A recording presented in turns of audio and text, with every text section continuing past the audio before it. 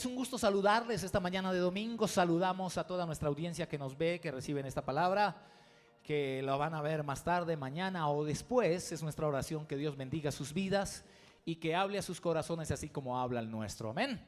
Voltéate con alguien ahí y dile, si ya estamos aquí, dile, hagamos que valga la pena este tiempo. Dile que Dios nos hable, que Dios nos bendiga y que Dios edifique nuestros corazones esta mañana. Amén. ¿Cuántos vienen con expectativa de lo que Dios va a hablar esta mañana? ¿Cuántos vienen con expectativa de lo que Dios va a hacer esta mañana? Amén. ¿Estamos listos? Bien, hoy tengo un tema bien particular para ustedes y quiero que te voltees con alguien por ahí y dile, vístete bien. El tema de la vestimenta ha sido polémico en el mundo y en el mundo cristiano y en diferentes civilizaciones y culturas, ¿verdad?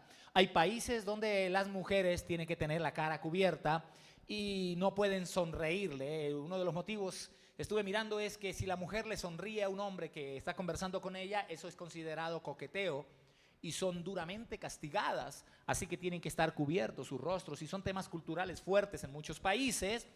En algunas doctrinas de iglesias cristianas también el tema de la vestimenta es bastante polémico y usted dice, ¿de qué nos va a hablar el pastor hoy? A ver, y algunos creen que se debe usar velo en la mujer, otros que no. Otros llegaron a creer que la única vestimenta de los pastores era la corbata, tenía que ponerse o tiene que ponerse corbata, si no, no puede predicar. Es indigno que yo esté frente a ustedes si no tengo corbata, no tengo el saco, no tengo la vestimenta. Y otros para la mujer establecieron otra y se hicieron algunas doctrinas fundamentadas en algunos pasajes, pero usted dice, bueno, ¿de qué vamos a hablar hoy? Y quiero comenzar leyendo lo que dice el libro de Eclesiastés capítulo 9 versículo 8. Eclesiastés capítulo 9 versículo 8 dice de la siguiente manera. Yo quiero que si ustedes lo tienen ahí, yo lo tengo de la Reina y Valera. Y vamos a hablar, ¿de qué vamos a hablar? Vístete bien, ok. ¿Cuántos saben lo que es vestirse para la ocasión? El libro de Eclesiastés, pues, capítulo 9, versículo 8 dice, en todo tiempo sean blancos tus vestidos y nunca falte ungüento sobre tu cabeza. Cuando comenzamos a hablar de vístete bien, lo primero que ya me da una indicación la Biblia es que Dios quiere que nuestra vestimenta sea blanca, o sea, que siempre esté limpia, impecable. Diga conmigo, impecable. Ahora, la vestimenta en la Biblia, como ya les dije, tiene muchas connotaciones, muchos pasajes, muchos colores y solo quiero hablar algo muy breve. Por ejemplo, la vestimenta identificaba personas en el Antiguo Testamento. En la Biblia parece que Bartimeo usaba una capa en Marcos 10 y era la capa del enfermo, ¿recuerdan?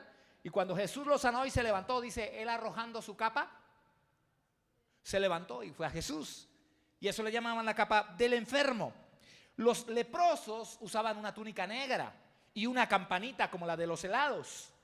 Y se identificaba donde venía un leproso tanto por la vestimenta, la túnica negra, como la campanita que sonaba y no eran los helados de Ladino, sino que era leproso soy, para que la gente no se le acercara porque era una enfermedad contagiosa y debían estar separados. Entonces tenían que tener señal. Había un grupo de personas, aquí hay un leproso, no se acerquen.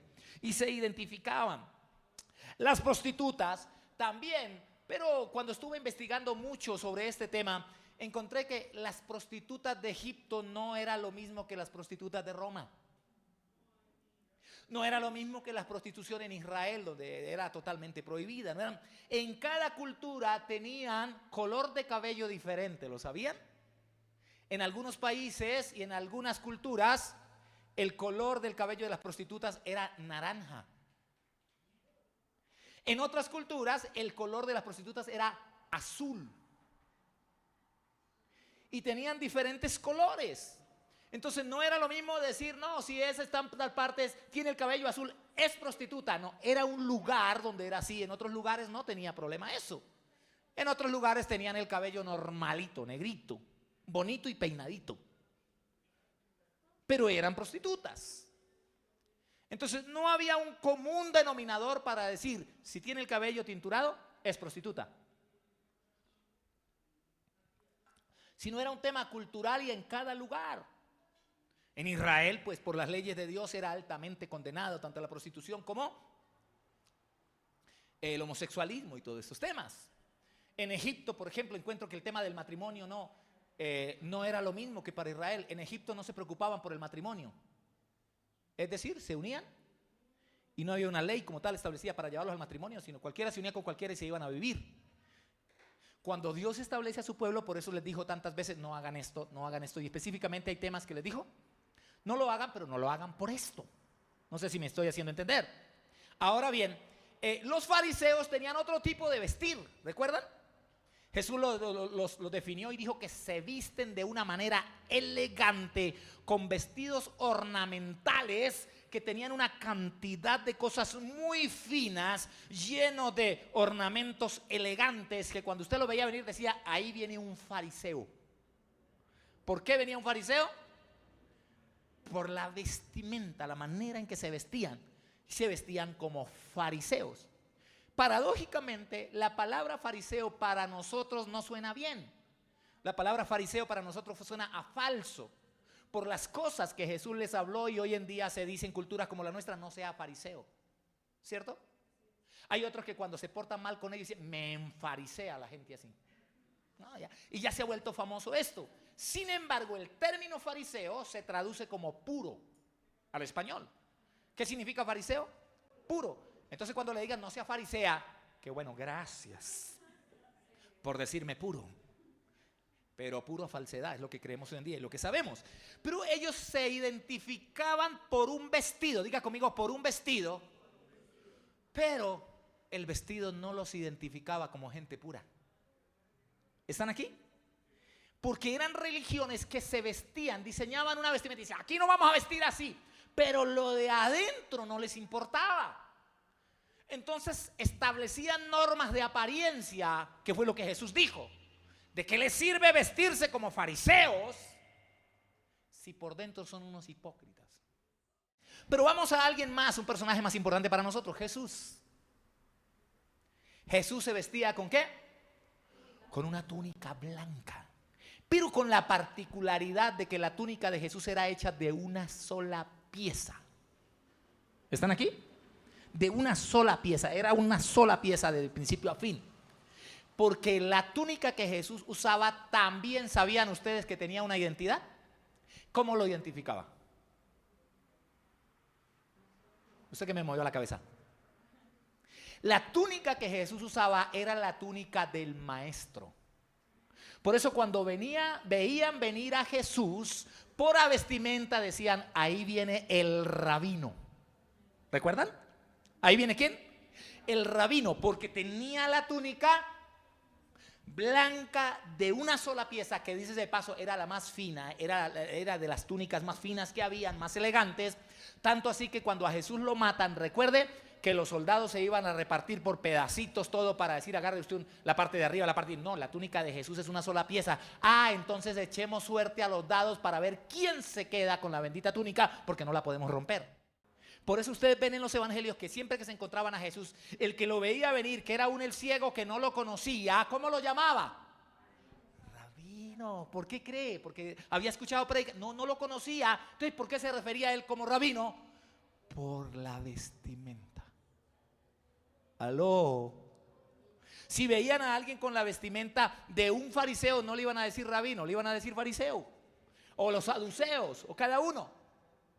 No sé si estoy siendo claro, dígame amén, para entender un poquito aquí esto. Entonces, eso lo identificaba. No cualquiera se ponía la túnica de Jesús, porque era la túnica del rabino, era la túnica del maestro. ¿Ok? Pero cuando ya nos metemos en la Biblia, encontramos que la Biblia sí habla. Dígale que está al lado, la Biblia sí habla del vestido. Dígale, y más de lo que tú crees. Ahora dile, pero no como tú lo crees. El libro de Colosenses, capítulo 3, versículo 12 hasta el 14, en la Nueva Traducción Viviente.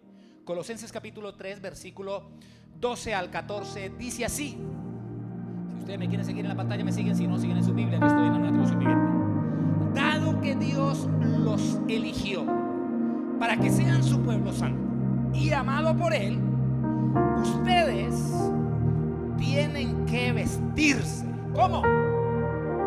De negro, de blanco, de amarillo, como los fariseos, como Jesús. ¿Cómo tienen que vestirse? De tierna compasión, bondad, humildad, gentileza y paciencia. Sean comprensivos con las faltas de los demás y perdonen a todo el que los ofenda. Recuerden que el Señor los perdonó a ustedes, así que ustedes deben perdonar a otros. Sobre todo, otra vez, ¿qué? Vístanse de qué? Sobre todo, vístanse de qué?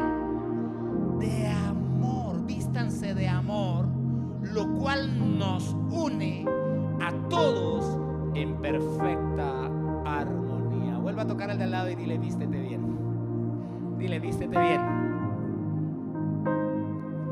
Hay gente con vestidos bonitos y con vidas asquerosas. Y cuando Pablo está formando, dice: dado que Dios los eligió para que sean su pueblo santo. ¿Cuántos son pueblo de Dios? Para que sea su pueblo amado por Él, ustedes tienen que vestirse bien. Y tienen que vestirse, y empieza a dar características que las vamos a ver rápidamente. Pero hay algo, diga conmigo, que se llama problemas para vestir. Por ejemplo, hay gente que le gusta polemizar y llevar la contraria. En el ejército, usted no puede llegar a prestar el servicio militar y vestirse como se le dé la gana. ¿O sí? ¿No? Si usted está en el ejército y dice: mire, a mí no me venga señor capitán, señor coronel, a imponer, porque yo he sido una persona libre y a mis 23 años estoy acostumbrado a vestirme como a mí se me da la regalada voluntad. Así que ni a mi papito ni a mi mamita les he hecho caso. Ahí no me venga a decir a mí que camuflado, que 3/4. Yo me he visto como yo quiera. ¿Qué le van a decir? ¿Qué le van a decir? Pues no puedes estar aquí. Pues de mala me voy. Pues te largas. Pero si estás como soldado prestando el servicio, no es que te largas, te obligan. ¿Aló? Y a mí me choca que me obliguen.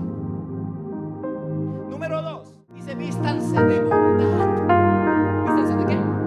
De bondad. La bondad se define como la inclinación natural a hacer el bien. Wow, ¿dónde está la gente bondadosa? Bondad, dígalo, ¿qué? Inclinación natural a hacer el bien. ¿Dónde está la gente que tiene la inclinación natural a hacer el bien? Esa gente se viste de bondad. No necesita que se lo estén diciendo: mira qué necesidad hay, qué puedo suplir, qué podemos hacer. La semana llevo un mes hablándole de que antes que venga nuestro apóstol queríamos tener esto aquí en la iglesia. ¿Y cuántos se están dando cuenta que estoy estrenando el micrófono inalámbrico esta mañana? ¿No se habían dado cuenta? ¡Oh! Pues lo estoy estrenando porque alguien esta semana se vistió de bondad y dijo: yo quiero para mi iglesia el micrófono inalámbrico. Y ya lo que ayer fue una oración, hoy es un hecho. Denle un aplauso al Señor, porque hay gente que se viste de bondad. Amén. La bondad es ¿qué? La inclinación natural a hacer el bien. Cásate con alguien así. Cásate con alguien así. Con mi esposa disfruto eso porque creo que los dos reflejamos bondad. A veces yo le digo: no tengo plata, pero quiero un caldo de costilla. Y ella dice: camine, lo invito a desayunar. Y ella se viste de bondad y dice: vamos a tal parte que es más rico. Y a veces lo hago yo. A veces otras personas en la casa se visten de bondad, pero hay gente que nunca se viste de bondad. Son esos que toda la vida esperan que los inviten y nunca invitan. Háblale que está al lado, dile: vistámonos. Dígale: vistámonos de bondad. Lo tercero, vamos rápido, ¿qué dice? Vístanse de qué más. A ver, ¿dónde están? Si me van siguiendo, por favor. Número 1, vístanse de tierna compasión. Número 2, vístanse de bondad. Y número 3, vístanse de humildad. Mire que son muy diferentes cada vestido de esto. Vístanse de humildad. Lo contrario es el orgullo. Hay gente que lo primero que se pone es el traje del orgullo. No confunda la humildad con la pobreza tampoco. Pobreza es una carencia, humildad es una virtud, por si no lo sabías. Otra vez, pobreza es una carencia, humildad es una virtud. Hay gente con todas las carencias del mundo más orgullosos que no tienen virtud. Y hay gente muy rica que no tiene carencias, pero tienen mucha humildad. Entonces, ¿qué dice Pablo? Vístanse de humildad, porque hay gente muy prepotente, muy orgullosa, que no parecen mis hijos. ¿Recuerda la introducción que dijo? Dado que ustedes son santos, amados, tienen que vestirse de humildad. Toca al que está al lado, dile: necesitamos vestirnos de humildad. Jesús, que es nuestro mejor modelo, dijo: aprendan de mí que soy manso y humilde. No dijo aprendan de mis milagros, dijo aprendan de mi mansedumbre. ¿Están aquí? Porque hoy en día la gente solo quiere fuego del cielo, pero no se visten de humildad. Y no entiendo por qué entre más los usa hoy Dios, más orgullosos se vuelven. Qué cosa tan fea, ¿han visto? Entonces llega con ustedes el gran siervo de Dios. Si es siervo no es grande, y si es grande no es siervo. Y son intocables y ya no pueden ni saludar. Entonces, vístanse, número 1, rápido, de tierna compasión. Número 2, de bondad. Número 3, de humildad. Número 4, de mansedumbre. Ay, ay, ay. Mansedumbre. ¿Qué es eso? ¿Con qué se come? ¿Con qué se combina? ¿Es verde con amarillo? ¿Qué color es la mansedumbre? Mire, la mansedumbre tiene otras definiciones. Donde aparece la palabra manso, está reemplazada por la palabra dominio propio. Así que una persona mansa es una persona que tiene ¿qué? Dominio propio. Siempre lo digo, no confunda dominio propio con demonio propio. La mansedumbre es el dominio propio, y la Biblia nos manda a vestirnos con dominio propio. Levanten la mano las personas que hasta hoy dicen: yo he tenido problemas en mi vida por el dominio propio, porque me hace falta dominio propio. Entonces tienes que hacer la firme propuesta esta mañana, decir: yo necesito aprender a vestirme de dominio propio. ¿Cómo lo hago? ¿Cómo aprendo a desarrollar? Lo que necesitamos es: si me duele una muela, no me voy para la barbería, voy donde me pueden ayudar con el tema. ¿Estamos aquí? Si yo sé que me falta dominio propio, tengo que mirar si lo hago a través de libros, si lo hago a través de un mentor, a través de mis pastores, a través de un líder. Pero yo necesito decir: me falta dominio propio, por nada estoy armando problemas, necesito buscar ayuda. ¿Cuántos dicen amén? Porque a mí no me alcanza que usted me levante la mano y diga: yo sí reconozco que a mí sí me falta dominio propio. Y en 10 años vuelvo a dar este tema y al año persona levanta la misma mano y dice: yo sí reconozco que a mí me falta dominio. Por lo menos lo reconozco. Reconocer es el primer paso, pero no te soluciona el problema. Si tú reconoces que uno de estos vestidos no lo estás usando, dices: necesito trabajar en eso. Y para eso les pido que tomen nota y digan: esto lo resalté porque de todo lo que el pastor dijo, necesito a partir de esta semana mirar cómo me propongo desarrollar dominio propio, porque he cometido muchas embarradas por falta de ello. Díganme amén. Ahora, mansedumbre o dominio propio. Manso, dominio propio, que controla sus emociones. En eso se resume. ¿Cómo? Que controla sus emociones. Mire, no hay nada más problemático que convivir al lado de personas que no tienen dominio propio. Todo el tiempo haciendo mala cara, cualquier cosa los pone de mal genio y dañan los ambientes inmediatamente. Uno puede estar tranquilo: me largo de aquí. ¿Por qué? Porque no quiero estar al lado de una persona así. ¿Alguien está aquí? Es horrible, amados. Cualquier ambiente lo viven dañando. Proverbios capítulo 22, versículo 24 al 25. Pues un hombre que tiene que enseñarnos, que Salomón se atrevió a decir esto. ¿Qué se atrevió a decir Salomón? No te juntes. A ver, léalo. No te juntes con gente de mal genio, ni te hagas amigo de gente violenta. Mal genio y violencia van de la mano. La gente mal geniada es agresiva y la gente agresiva es mal geniada. Entonces dice: no te juntes con esa gente de mal genio, ni te hagas amigo de gente violenta, porque puedes volverte. ¿Cuál es el primer problema?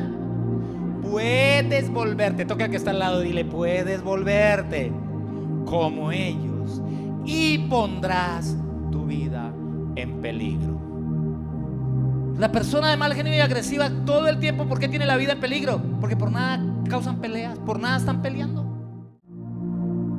Entonces necesitamos, diga conmigo, vestirnos de mansedumbre, de dominio propio. ¿Qué le dice en ese pasaje Salomón a la gente? Que no te juntes con gente así. Miren, no hay nada más doloroso para una mamita cuando la china llega y le dice: le presento a mi novio, ese malgenietas. Ay, no le digas así, que sí, él es cascarrabia y todo, pero él tiene cosas bonitas. Pues sí, él es cascarrabias y todo, pero tampoco. Me imagino cómo te trata. Ay, mami, llevamos 3 meses y ya he participado como de 4 peleas, pero no pasa nada. Y otra vez peleando, y otra vez. No te hagas amigo de esa gente. Estoy hablando mucho de leer atmósferas. atmósferas. Dile que está al lado de leer atmósferas. Y eso incluye leer personas, hermano.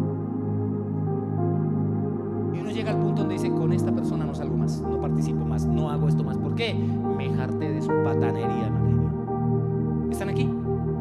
Y te vas a dar cuenta que esas personas van a empezar a perder buenas personas y van a empezar a quedarse solos o solas.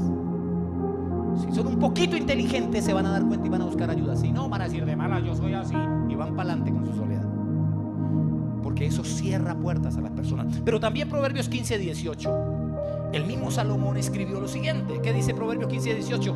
Quien fácilmente se enoja. Solo esto es para los que se enojan fácilmente. Si tiene alguno al lado, dígale: solo esto es para los que se enojan fácilmente. Vamos, si tiene alguno así, lo identifica, dile: esto es solo para los que se enojan fácilmente. Para ti no, dígale: para ti no, tranquilo. Es solo para los que se enojan fácilmente. Quien fácilmente se enoja, ahora sí léanlo, fácilmente entra en pleito. Pues es automático. ¿Qué sigue después del enojo? Pleito. Quien mantiene la calma mantiene la paz. Ay, ay, ay, necesitamos más de esos vestidos. Tercero, Proverbios 29:22, también lo encontré y me gustó mucho. ¿Qué dice Proverbios 29:22? La gente que fácilmente se enoja. Esto no es para acá, esto es por allá, para la gente que fácilmente se enoja. Siempre provoca peleas. Ay, Dios mío, ¿será verdad o está mintiendo el pastor Salomón? ¿Qué dicen ustedes? La gente que fácilmente se enoja siempre provoca peleas.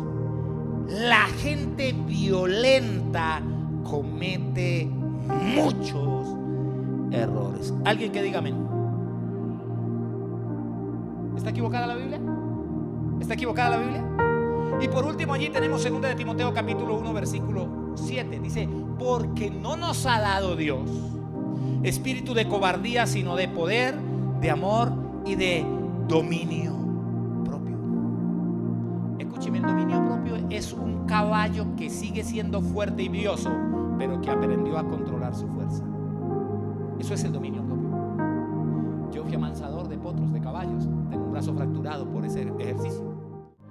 Número 5, ¿de qué dice Pablo que debemos vestirnos? Vístase de paciencia. Ay, Dios mío, y aquí llegamos a otra parte. ¿Usted creyó que lo más fuerte era el mal genio? Sí, es feo, cada uno de estos. Pero, pues dígale a Pablo, ¿para qué leen la Biblia entonces? Si esto no es con usted, está en el lugar equivocado. Escuchen, por allá abajo también están hablando, vayan. ¿Qué dice Pablo? Vístanse de paciencia. ¿Dónde está la gente que dice: yo ese vestido no lo conozco?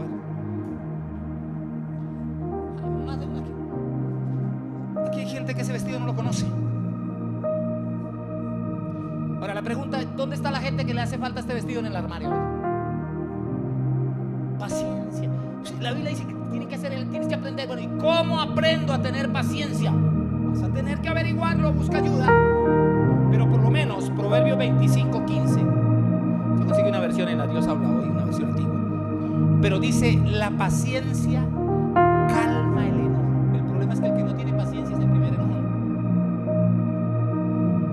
Porque las personas que no tienen paciencia, de hecho, viven enojados. Porque está enojado, no sé. O si soy yo. Dice: la paciencia, ¿qué? Calma el enojo. Escuchen, las palabras suaves rompen la resistencia. Me gusta esa versión. Las palabras suaves rompen la resistencia. Para pelear se necesitan dos. Pero si alguien usa palabras suaves, tarde que temprano va a romper la resistencia. ¿Ok? Pero la gente necesita aprender a vestirse de paciencia. ¿Dónde está la gente que sabe lo que es vestirse de paciencia? Dios mío, Pablo, vístanse de paciencia. Amados, ponerse falda y corbata es fácil, pero vestirse así, esto requiere de la obra de Dios en una persona. Porque usted se puede poner falda larga, lengua larga, corbata larga, pero seguir siendo detestable. El versículo 13 del pasaje dice: soportándose unos a otros. El de Colosenses que leímos al comienzo. Sopórtense unos a otros. ¿Cuánto tienes problemas para soportar a otros? ¿Qué capacidad tienes para soportar a los demás? Es una buena pregunta. ¿Qué capacidad tienes para soportar a los demás?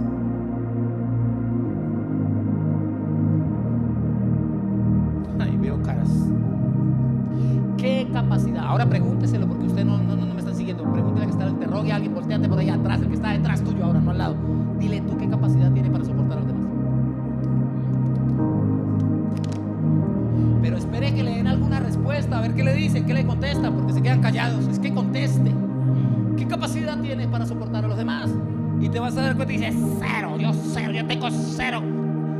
Todo sea para la honra y gloria del Señor, cero.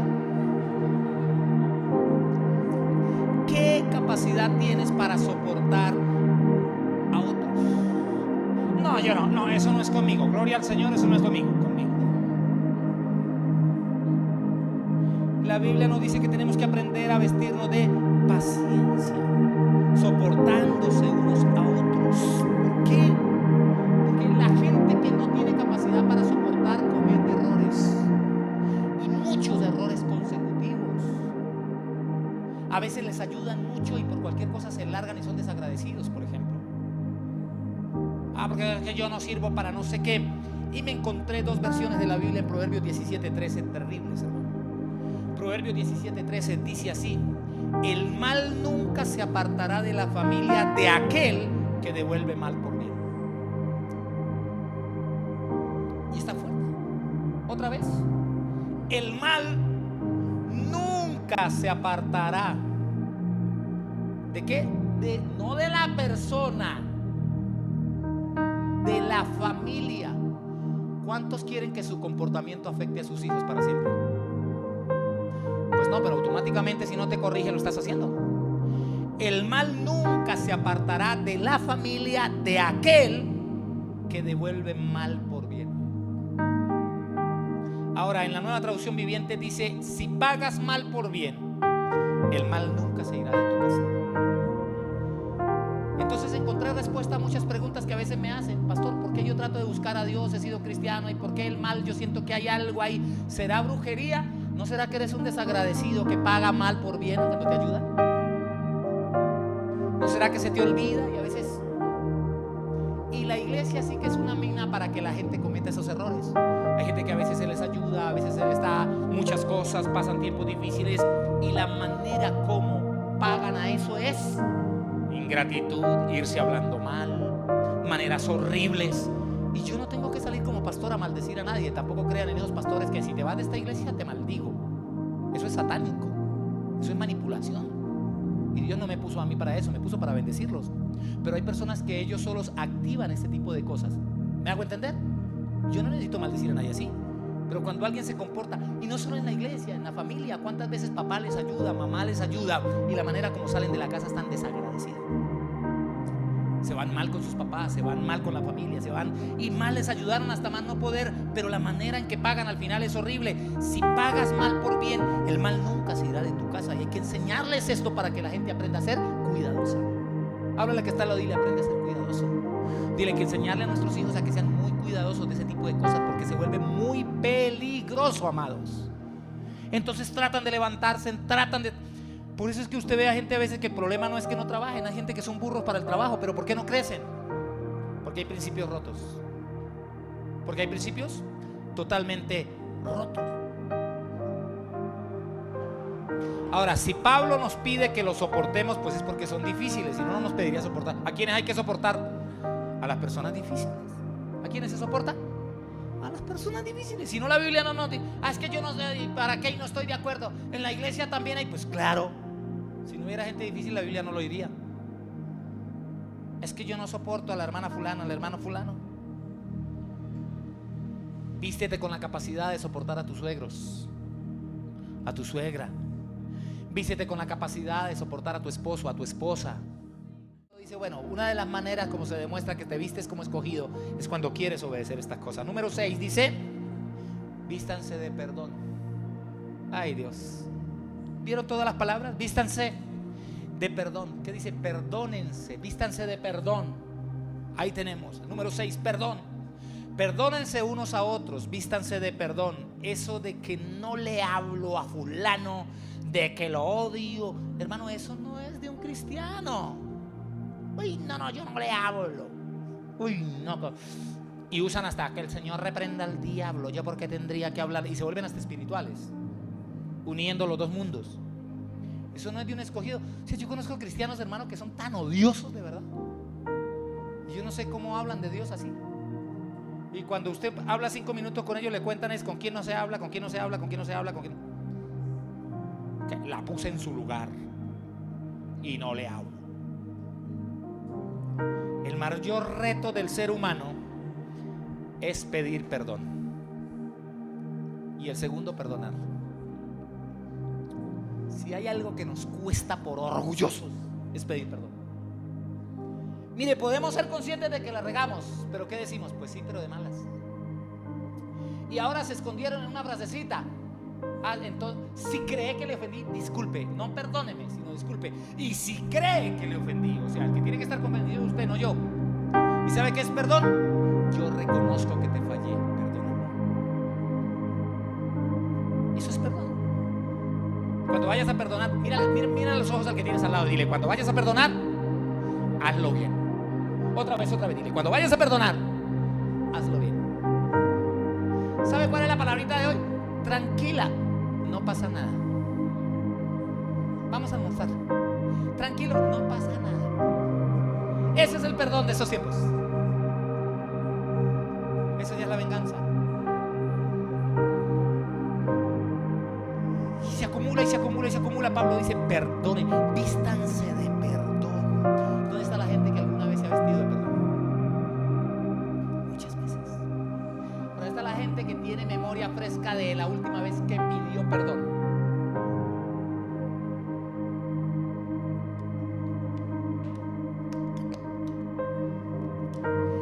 ¿Hace cuánto fue la última vez que usted pidió perdonar? ¿Tiene memoria?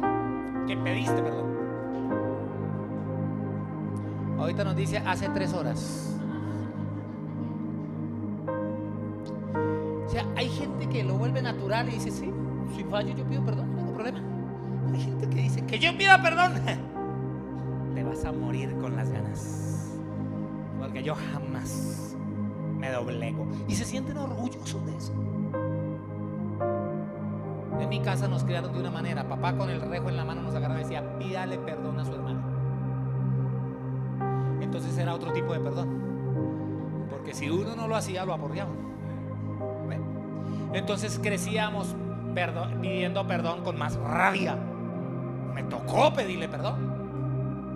Entonces Pablo lo que dice es, mire, vístanse de ternura, porque si se visten de ternura ustedes pueden perdonar con facilidad y pueden pedir perdón. Proverbios 17:9 dice, Proverbios 17:9, vamos rápido. ¿Qué dice? El perdón, léanlo ustedes, miren la pantalla. El perdón restaura, otra vez, el perdón, la amistad. El rencor, ¿qué es lo que hace el perdón? Restaura la amistad. Si en un matrimonio no hay perdón, ¿qué no está restaurado? No digan que son amigos porque no tienen amistad. Una cosa no lleva a la otra automáticamente. ¿Qué es lo que hace el perdón? Restaura la amistad. Y en uno de los lugares donde se necesita con urgencia que se restaure la amistad son los matrimonios, es en las relaciones, porque hay cosas acumuladas de hace años y eso me da a entender que no tienen amistad. Cuando yo hablo con un esposo o una esposa que hace años se lastimaron, así tengas la razón, pero no se han perdonado, estos no son amigos. Y estos se viven metiendo la puñalada si pueden, porque la amistad está rota. Y si la amistad está rota, ¿qué crece donde no hay amistad? En la relación, nada crece, se estanca. Hermano, y pueden vivir como Matusalén 900 y pico de años igual y no va a crecer nada en la relación, porque la amistad es vital. Yo creo que hay algo que yo tengo con mi esposa y es amistad. Volvemos a leer Proverbios. Esta es la palabra de Dios para todos, la PDT, que lo dice así. Como dice, el perdón restaura la amistad, el rencor la termina. Usted quiere terminar buenas amistades que Dios le ponga en el camino, sea rencoroso. Y si usted es rencoroso, va a ver cuántas bonitas amistades en el camino usted acabó. Gente que se acercó a su vida con buen corazón, con una intención bonita, gente bonita, y por su rencor cochino, sucio, usted Lo perdió. Número 7, rápido porque no nos alcanzó el tiempo. Vístase ¿de qué? De amor, que es el vínculo perfecto. Y sobre todas estas cosas, vestido de amor, que es el vínculo perfecto. ¿Qué vínculo de sangre tiene usted con esa persona? Dicen a veces, ¿por qué se la llevan también? No, yo no tengo ningún vínculo de sangre, pero mi relación con esa persona es mayor a si tuviera un vínculo de sangre. ¿Por qué? Porque tenemos un vínculo de amor. ¿Lo han vivido? ¿Lo han vivido? Y a eso nos llamó Dios en la iglesia. Y tú lloras por otra persona y sufres por otra persona y llegas a amar tanto a la persona. ¿Por qué? Porque dice, es que no tenemos vínculo de sangre, tenemos un vínculo de amor. Y cuando alguien sufre algo, o cuando alguien parte con el Señor, al cual tú te estallas a llorar y dice, pero lo lloraste más que a tu hermana, pero lo lloraste. Y es que era, sí, es que mira, no era la sangre, teníamos un vínculo de amor con esa persona. Hay personas con las que no se desarrolla vínculo de amor, seamos sinceros. Pero hay personas con las que se desarrollan vínculos de amor, no necesariamente de sangre. ¿Alguien sabe de lo que estoy hablando? Y Pablo nos dice, crezcan en el vínculo de amor, porque ese se llama en la Biblia el vínculo perfecto. ¿Sí lo vieron? ¿El vínculo qué? Perfecto. Entonces, si usted es una persona odiosa que le cuesta hacer vínculos de amor, nunca va a llegar al vínculo perfecto. Así de sencillo. Y por eso es que la iglesia sufre constantemente pérdida de membresías. Uy, no vuelvo a esa iglesia para no verle a fulano de tal. Porque es que me molesta verle. Uy, si lo vieron, si la vieron, es que, uy, lo detesto. Vamos a empezar el culto. Y Pablo dice, ¿y la ternura? ¿Y el perdón? ¿Y el vínculo de amor? ¿Y eso dónde queda? Ah, no, Señor, no. Conmigo no. Número 8. Vístanse de justicia y santidad. ¿Vístanse de qué? De justicia y santidad.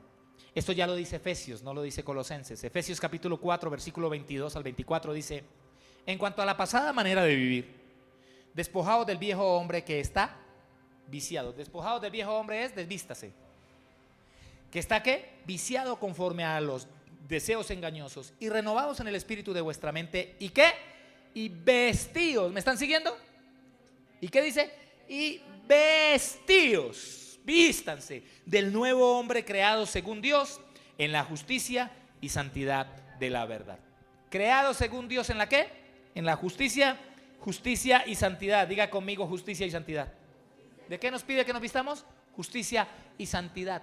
En un mundo donde no les importa la justicia sino la injusticia, pero mucho menos los cristianos que somos llamados a santidad, el tema de santidad ya no nos importa. Entonces la santidad ya no existe en el cristianismo de ahora.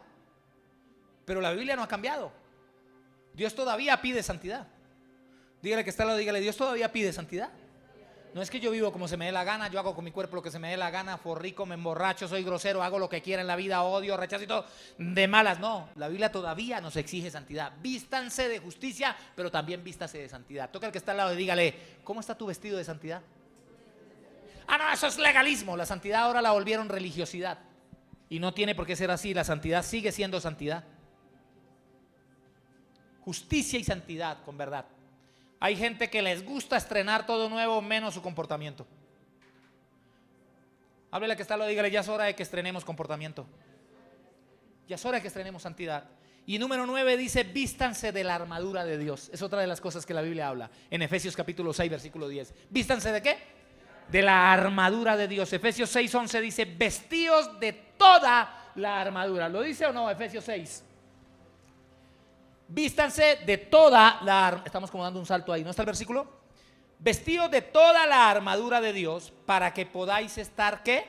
Firmes contra las acechanzas del diablo. ¿Qué nos mandó a vestirnos por último? La armadura de Dios. Y la primera armadura que vimos es una armadura de amor. Esta es una armadura de guerra. ¿Lo están viendo? Diga conmigo, armadura de amor y armadura de guerra. Porque dice Pablo, ustedes viven en guerra todo el tiempo. Y la guerra no se hace con gritos, mis amados. Y hay un demonio, pero ahí entra Jorge y dice, y ese hombre viene con la vestidura de amor, ese hombre viene con la vestidura de guerra. Y sin que él haya abierto su boca, los demonios se largan. Porque donde llega un hijo de Dios armado hasta los dientes, sin que abra su boca, o llega el Espíritu de Dios y se queda, o se quedan los demonios que están. Pero no pueden haber dos espíritus en un mismo lugar. Así que cuando tú portas en ti la armadura de Dios y el Espíritu de Dios, donde un cristiano llega, los demás espíritus se tienen que largar en el nombre de Jesús. ¿Están aquí? Porque hay un concepto, y ese concepto también se ve en las casas. Usted es papá y mamá. ¿Cómo corrige a sus hijos? ¿Cómo le da una orden a sus hijos? Si a usted le toca darle órdenes a sus hijos a punta de gritos, usted no tiene autoridad. ¿Están aquí? Todo papá, toda mamá que le toca: a ver, Esteban, ¿es que no le estoy hablando o qué? A ver, Paula, que ponga música, caramba, le estoy diciendo. No hay nada más asqueroso que eso. ¿Sabe qué es la autoridad? Hija, veías eso. Y va y lo hace. Hijo, te mandé a que hicieras eso. Escuche, autoridades que después de 2 o 3 veces que mandaste a lo mismo, o que la persona se equivocó y tú tienes que corregir algo, le diga: ven para acá, que tú y yo tenemos una conversación pendiente y una situación que arreglar. Otro problema, yo no entiendo por qué hay papás que castigan a un hijo, lo corrigen, pues no almuerza. 2, ya no almuerzas con nosotros, lárgate de aquí que no te quiero ver. Entonces les quitan el comedor, o les sirve. Usted se espera que en 1 hora le sirva su almuerzo porque usted sabe por qué. ¿Qué tiene que ver la alimentación con una corrección? O duran 3 días sin hablarle. ¿Quién se crió en esos hogares donde cuando el papá o la mamá los castigaban duraban varios días sin hablarles?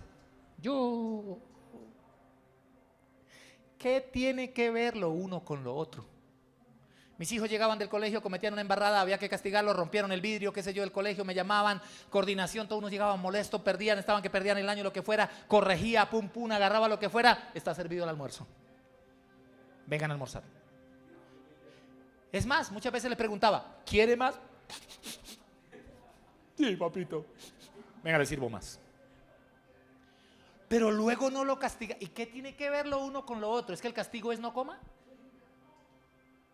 Dígale que está al lado, dígale: hemos hecho unas burradas en la vida. Entonces, la guerra espiritual no se hace gritando, se hace vistiéndose con autoridad. Y claro que hay que hablarlo, pero aprenda a hablar con autoridad también. ¿Están aquí? Dígame amén. ¿Cómo lo sabemos y cómo lo probamos? Mire, el libro de Hechos capítulo 19, estoy terminando, versículo 11 en adelante. Hechos 19, 11 dice: y hacía Dios milagros extraordinarios por mano de Pablo, de tal manera que aún se llevaban a los enfermos los paños o delantales de su cuerpo, y las enfermedades se iban de ellos, y los espíritus malos salían. Escuchen, pero algunos de los judíos, ¿qué? Exorcistas ambulantes, intentaron invocar el nombre del Señor Jesús sobre los que tenían espíritus malos, diciendo: os conjuro por Jesús, el que predica Pablo. Había 7 hijos de un tal Exeba, judío, jefe de los sacerdotes, que hacían esto. ¿Cuántos había? 7. Pero respondiendo el espíritu malo les dijo: a Jesús conozco. ¿Conocen los demonios a Jesús? A Jesús conozco y sé quién es Pablo. ¿Conocen a las personas? Pero ustedes, ¿quiénes son? ¡Qué vergüenza! Y el hombre en quien estaba el espíritu malo, saltando sobre ellos, sobre los 7, y dominándolos, pudo más que ellos, de tal manera que huyeron de aquella casa, desnudos y heridos. Porque ustedes saben que un endemoniado tiene mucha fuerza. Pero cuando uno tiene autoridad en el nombre de Jesús, yo los he visto caer, los he visto retroceder, los he visto gritar, los he visto suplicar: no me saques, dame un segundo más, un minuto más, por favor. Los he visto gemir, porque cuando tienes el vestido, la ropa del cielo, la autoridad de Dios, uno, no te les asustas. A mí me han dicho: te voy a matar. Cállese en el nombre de Jesús. Y yo no puedo: ay, me van a matar, hoy no salgo de la casa. No me dijo cómo. Yo veo que el tema de los endemoniados para los cristianos es como las ratas para las personas. Puede ser un ratoncito de chiquitico y 20 hombres en una casa gritando, espantados, subiéndose al techo. Los cristianos ven un endemoniado y eso ¿Y el poder y la autoridad qué? ¿Dónde quedó? Se sienten desnudos. Yo recuerdo que íbamos a orar con el pastor, a hacer liberaciones y más de un, vamos, llevemos al hermano fulano, vamos que vamos a hacer liberación. Ay, pastor, le soy sincero, hoy no me siento bien para ir a orar por endemoniadas. Hoy no me siento bien. ¿Cuándo se iban a sentir bien? Nunca, porque se sienten desnudos todo el tiempo por lo que han estado haciendo en la semana. Y es una vergüenza, porque se le van a reír en la cara. A Jesús conozco y sé quién es Pablo, pero ¿ustedes quiénes son? Dígale que está al lado, que tu vida no sea una mentira. Que tu vida no sea una mentira, que te vistas de verdad como escogido. Y por eso en esa vestidura de Efesios dice, pónganse la coraza de justicia. ¿Sabe lo que es la coraza de justicia? La que protege el corazón, mijo. Porque hay muchos cristianos dejando el evangelio en la basura porque los hirieron en el corazoncito. ¿Saben cuáles son esas heridas? Es que yo lo amo. Es que yo la amo. Es que el Señor le dice, ya es hora que se ponga la coraza de justicia, mijo. El que lo entendió, lo entendió. La rectitud te da autoridad. Dijo, pónganse el calzado del evangelio. ¿Sabe lo que es el calzado del evangelio? Cristianos que nunca evangelizan. Por eso dijo, el calzado del evangelio es para los que llevan la predicación, para los que le hablan a otros. Cristianos descalzos que nunca han ganado a nadie. Evangelio significa nuevas noticias y evangélico portador de buenas noticias. Usted no es bulto de sal, usted es portador de buenas noticias. ¿Están aquí? ¿Dónde está la gente portadora de buenas noticias? Toque a alguien, dígale, ya es hora. Evangelio significa buenas nuevas y evangélico significa portador de buenas nuevas o de buenas noticias. Pero hay evangélicos que portan todo menos buenas noticias. Le dijo, póngase el escudo de la fe en Efesios 6, ¿recuerdan? Y dijo, el escudo de la fe es para que apaguen los dardos de fuego que el maligno les va a enviar. Y nos habla, pónganse el escudo de la fe, vístanse de armas, aquí son armas de defensa. Pónganse el casco, que lo llama yelmo la Reina y Valera. Pónganse el casco. ¿Dónde se pone el casco? En la cabeza, no se lo pongan en las rodillas. Es para la cabeza el casco. ¿Por qué? Dijo, para que protejas tus pensamientos. Hay gente que todo el día está entrando en unas crisis de pensamientos. Pensamientos de fracaso, pensamientos de me voy a divorciar, pensamientos de la mujer me va a dejar, pensamientos de se va a ir con otro, pensamientos de me van a echar de la empresa, pensamientos de voy a vivir debajo de un puente, pensamientos de soy un fracasado, pensamientos de, ya es hora que te pongas el casco. Tócale la cabeza al que está al lado y dile, ponte el casco. Para que protejas tus pensamientos.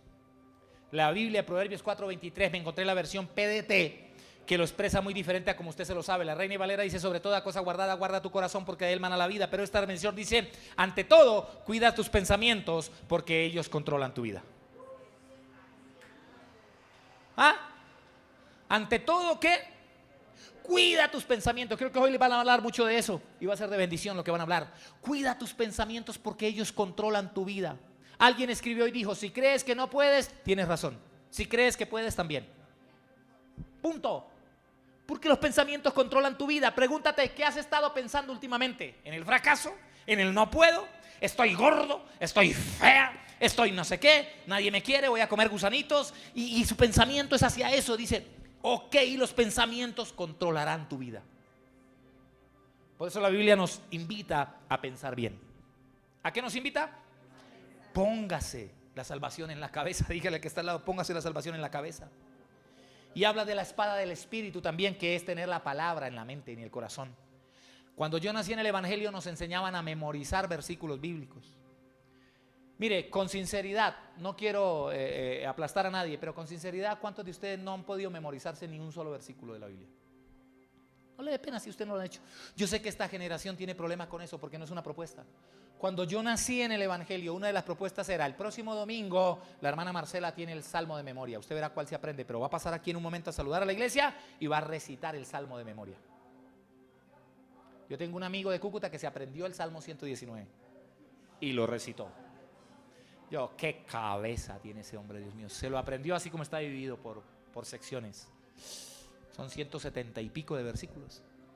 Y éramos buenos, hermano, para aprendernos párrafos completos. Usted me ve que yo a veces estoy predicando y le voy citando párrafos completos de la Biblia. No, ahí dice esto, ahí dice esto, ahí dice esto. Porque se hacen trabajos de, diga conmigo, memorización. Pregúntate esta bendita mañana si algún día has hecho intento de memorización bíblica. Hay gente que no lo hace nunca. No hacen prácticas de memorización, no les interesa. Y Pablo dijo que la palabra de Cristo mora en abundancia en vuestras cabezotas. Bueno, así no lo dijo, pero dijo en vuestras cabezas. Mora en abundancia. O sea, cuando al diablo se le apareció para tentar a Jesús, ¿qué le dijo Jesús? Ay, espero que no traje la Biblia, don Sata. No. Le dijo, las escrituras dicen, ¿así? ¿Cuáles escrituras? Y empieza a citarle Biblia, y empieza a citarle, porque el diablo también cita Biblia, pero la acomoda a su antojo. ¿Ve? Entonces es importante que salgas hoy de aquí diciendo, necesito la espada del Espíritu, necesito hacer ejercicios de memorización. Yo les doy los míos. Cuando yo me quiero aprender algo, lo escribo, lo transcribo, lo pego en un lugar, así sea allá al lado del baño, en el trono de justicia, que al frente diga, todo lo puedo en Cristo que me fortalece, y se lo aprende. En el lugar, ustedes amadas que trabajan tanto en la cocina, a veces si cosen, alguna mujer aquí pasa tiempo, tiene la máquina de costura, qué sé yo, ponga esa fichita, mi esposa trabaja mucho eso, lo pega ya y lo está viendo todo el tiempo y se lo está aprendiendo y lo está repitiendo y se lo está aprendiendo y lo está repitiendo. La ley de la repetición hace que desarrollemos memorización. Y hay cosas que, pero hay gente que no hace ni el intento. Es más, hay otros que no leen la Biblia. ¿Ve? Hay otros que no leen la Biblia. Se cuenta la anécdota del pastor que fue a visitar a una hermana a la casa y la hermana le dio de comer y se le perdió la cuchara. Y era una cuchara muy fina que la tenía marcada y se le perdió. Y le echó la culpa al pastor. El pastor se robó la cuchara, como era fina, ese se la llevó en el bolsillo, porque la ha buscado por cielo tierra y no la encontré. Y luego como al año el pastor volvió a la casa y le dijo, pastor, a mí me da pena con usted, pero yo sí le voy a preguntar hoy. Y el pastor le dijo, ¿qué pasó, hermana? Dijo, usted se me robó la cuchara, ¿cierto? ¿Cuál cuchara? La que le di para que comiera la vez que usted me visitó la vez pasada, que le di el postre ese y la comida esa. Yo le di la cuchara especial, marcadita, que la teníamos. Es una cuchara muy fina y significa mucho para mí. Y no me apareció, yo estoy seguro, usted se la robó, ¿cierto? Y el pastor le dijo, hermana, ¿dónde pusimos ese día la Biblia grandota que usted me prestó? Ah, esa está en la, le dijo, camine, vamos y la buscamos. Pues aquí está, pastor, ¿por qué? Le dijo, ábrala y mire lo que hay por dentro. Y cuando abrió la Biblia, la cuchara estaba entre la Biblia. Y le dijo, ¿se acuerda que ese día antes de irme leímos la Biblia? Sí, yo a propósito metí la cuchara en la Biblia para darme de cuenta cuándo volvía usted a abrir esa Biblia. Y significa que si no encontró la cuchara en un año es porque en un año nunca abrió la Biblia.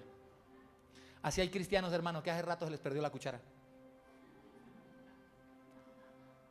que hace rato no abren una Biblia y que entonces no van a memorizar porque eso no es por ósmosis. Y que ya, Biblia en la cabeza, ¡puf! No, eso no funciona, hay que pasar tiempo, hermano. Por eso vives en ansiedad, por eso vives peleando todo el día, porque no sacas tiempo para tranquilizarte y leer la Biblia. Y por último, dijo, vístanse de Cristo. No solo de la palabra, vístanse de ¿qué? Vístanse de Cristo. ¿Dónde está eso, pastor? Romanos capítulo 13, versículos 12 al 14. Romanos capítulo 13, versículos 12 al 14, dice el apóstol Pablo, la noche ya se está acabando. El día está por comenzar. Entonces dejemos a un lado las obras de la oscuridad y pongámonos las armas de la luz. Wow, este versículo me fascinó. Vivamos, ¿cómo? Léanlo ustedes, pónganse de pie y vamos a leerlo. Vivamos, ¿cómo? Vivamos correctamente, escuche, léalo, como gente que pertenece al día. Léalo, no asistamos a parrandas ni borracheras. ¿Por qué no lo quieren leer? ¿Qué pasó? ¿Por qué se quedaron mudos? Otra vez, vamos a leerlo todo, a ver en coro, si podemos comprometernos con Romanos. Vístanse de Cristo, dice Pablo. A ver, todos. La noche se está acabando. El día está por comenzar. Entonces, dejemos a un lado las obras de la oscuridad y pongámonos las armas de la luz. Vivamos correctamente como gente que pertenece al día. 2 puntos. No asistamos a parrandas ni borracheras. Abrace a alguien y dígaselo otra vez. No asistamos a parrandas ni borracheras. Siguiente. No usemos. A ver, se callaron la boca, sigan. No usemos nuestro cuerpo para inmoralidad ni pecados sexuales. Siguiente. No debemos causar problemas ni tener celos. Ay, ay, ay. Siguiente. Mejor vistámonos con el Señor Jesucristo y no piensen como piensa todo el mundo en satisfacer sus propios deseos. Amén. Dele un aplauso al Señor y diga, me llevo esa palabra a mi casa hoy.